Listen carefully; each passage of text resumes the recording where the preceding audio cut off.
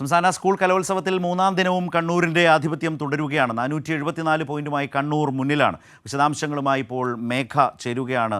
മേഘ, എങ്ങനെയുണ്ട് മത്സരങ്ങൾ പൊതുവിൽ? അതുപോലെ കണ്ണൂരിൻ്റെ ആധിപത്യം ഇപ്പോഴും തുടരുന്നു എന്നാണ് അല്ലേ?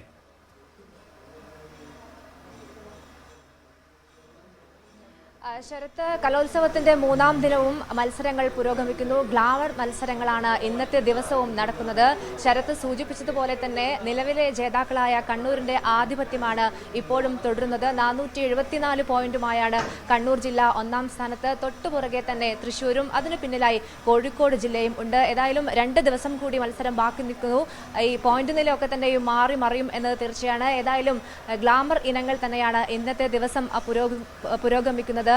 പ്രധാന വേദിയായ സെൻട്രൽ സ്റ്റേഡിയത്തിൽ കുച്ചിപ്പുടി മത്സരം, അതിനു പിന്നാലെ തിരുവാതിരക്കളി. ഞാനിപ്പോൾ നിൽക്കുന്നത് കഥകളി മത്സരം നടക്കുന്ന ഇടത്താണ്. ഇവിടെ തയ്യാറെടുപ്പുകളൊക്കെ തന്നെയും നടന്നുകൊണ്ടിരിക്കുകയാണ്. ഏതായാലും തിരുവനന്തപുരത്തുള്ള ആളുകൾ ഏത് തരം വെറൈറ്റി മത്സരങ്ങൾ ഇന്ന് നടക്കുന്നു, ഏത് ആസ്വാദകരെയും തൃപ്തിപ്പെടുത്തുന്ന രീതിയിലുള്ള മത്സരമാണ് ഇന്ന് നടക്കുന്നത്. അല്പം മുമ്പ് മുഖ്യമന്ത്രി പിണറായി വിജയൻ ഈ ഊട്ടുപുരയിൽ എത്തിയിരുന്നു.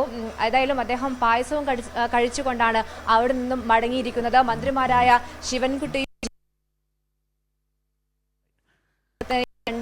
വിദ്യാർത്ഥികളുമായി സംവദിച്ച ശേഷം കൂടിയാണ് മുഖ്യമന്ത്രി പുത്തരിക്കണ്ടം മൈതാനിൽ നിന്നും മടങ്ങിയിരിക്കുന്നത്.